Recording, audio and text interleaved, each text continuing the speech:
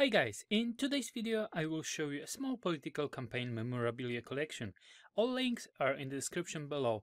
I have selected a handful of collections from Cornell University Library and this is part 3 in the mini-series. Make sure to check them all. On this channel I post videos about various sites with public domain work, creating income streams based on out-of-copyright works, how-to tutorials and software reviews. If you are interested in creating passive income stream based on public domain works or selling your prints on eBay, Etsy, then consider subscribing to the channel. Give the video a like, comment and share. Any of these things will go a long way to please YouTube gods and they will help me build up this channel. I also have a Gumroad store where I post mainly video supporting files like list of sites, so check it out as there is a growing library of files, many of them are free. Alright, without further ado, let's get to the video. Today we will check out various designs related to American political campaigns and you will see mainly some wall textile work and also a paper ephemera such as cartoons, prints and posters. But before we dive into the collection, I would like to show you a few designs on Etsy and Redbubble. Most of these were adopted from public domain works in full or some part of the image were redesigned. Many of the past US presidents can be redesigned this way. So as you can see, this listing is nicely organized. All information is covered in the description as well. It's quite extensive.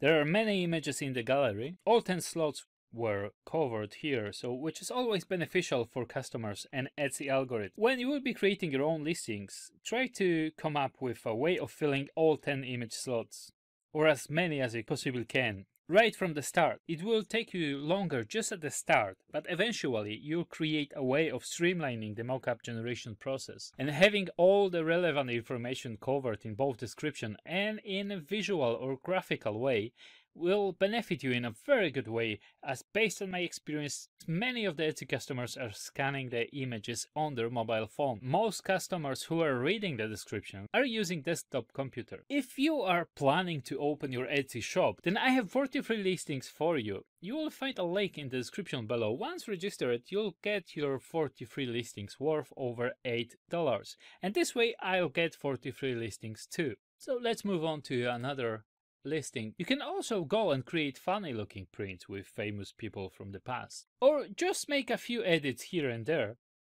and use the existing designs. So what I like about these 3 listings, I believe out of these 3 this is the best one. All of the slots are covered in here. There is a lot of information, there is size guide, there is even a chance for an upsale. They showcasing other works just to pair with, for example, this design.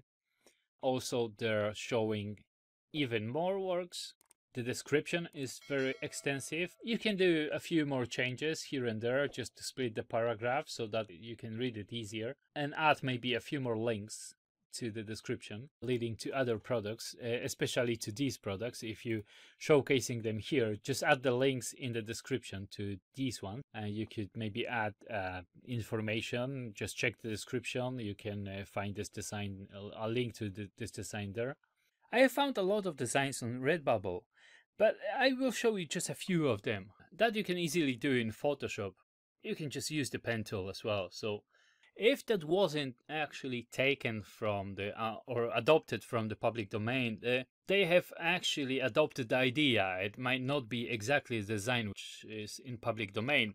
And the third one is just basically just a print, but I wanted to show you a seller.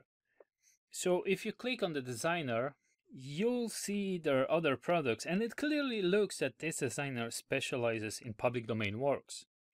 Guys, as you can imagine, we only went through 2 platforms, but I found tons of examples, eBay, Amazon, and other print-on-demand sites. Once you start selling on one and you start feeling that you are getting somewhere, or you feel a bit more comfortable, then pick another one and let your design and research work for you. The most money you'll make when you maximize the number of places where you sell your works. But do it in stages, not everything at once, because it might overwhelm and discourage you. So now let's circle back to our collection that I wanted to show you. The collection is called Political Americana. As you can see, there are over 2,000 works in this collection.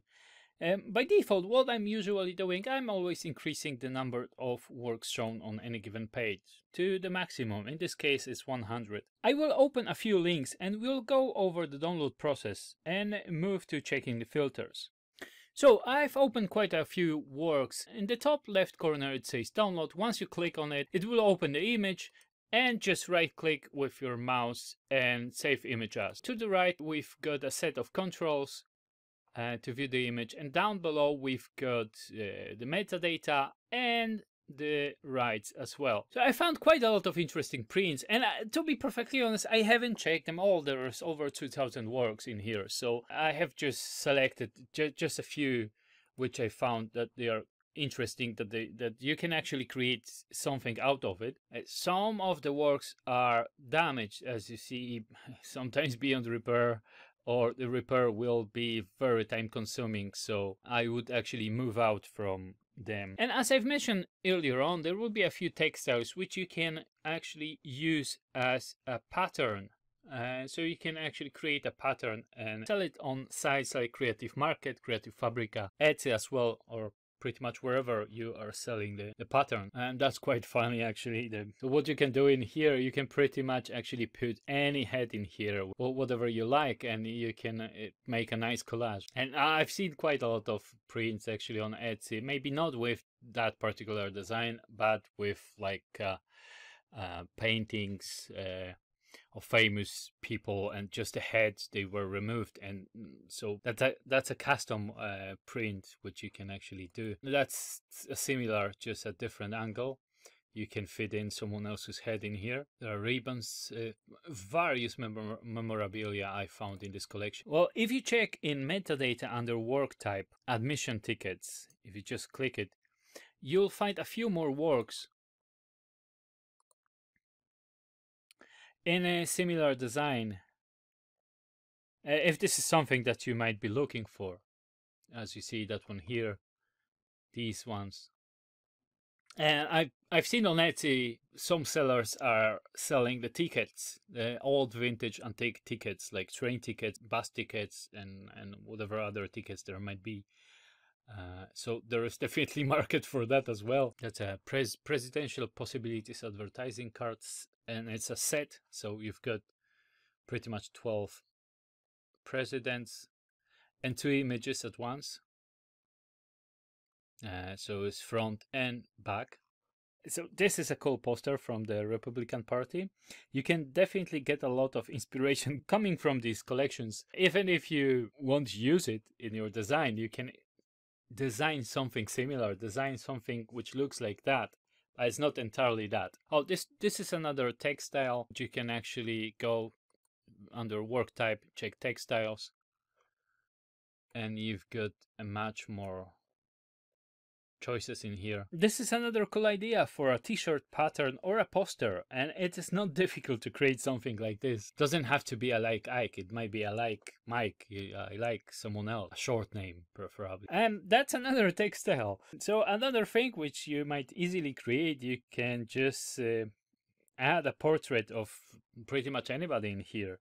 But let's say that you would add a head of William Shakespeare, and instead of stars, add something like green plant leaves, the one which you can get in Amsterdam, for example, and you'll be targeting 2 different niches at once. So let's get back to the main screen and check filters. We can find filters on the right hand side. So let's scroll down to work type, and I would like to show you postcards, which I cannot see in here, but I'm just gonna click more just to expand the view, and we get a pop-up window with expanded number of choices, and I can't see the postcard here, so I'm just gonna click on next and click on postcards. So I pretty much went ahead and I've opened a few which caught my eye. As you can see, many of these works need more work to be reused, but you can actually adopt the idea from works like these. That's an actually cool idea as a puzzle postcard, and as you see, it's 2-sided as well. So there are 4 postcards in here. It's a postcard set. So as you can imagine, some of them, they are damaged beyond repair, or as I mentioned earlier on, the repair is not worth it in some cases. That shouldn't be a big problem because you can just patch it in here. So But the thing with public domain works is that it is best to create upon or use it as an inspiration, adopt ideas in your designs. Surely the easiest way is to fix the files if they require any fixes and resell it, as many people are doing on print-on-demand platforms and Etsy, eBay. Or the purpose actually of public domain is just to create upon what was already created and get an inspiration. We've covered quite a lot of material today. Please make sure always to double check the licenses, which are in most cases on the image page. And also, as I mentioned earlier on, this is a third video in the mini-series, and there will be a couple more for the Cornell University Library digital collections, as there are plenty of other collections which I would like to show you, and you can actually check them yourself just by clicking all collections here. So you will see all of these collections. I'm not necessarily all of them, they're gonna be in public domain. Thank you so much for watching, and I will see you in the next video.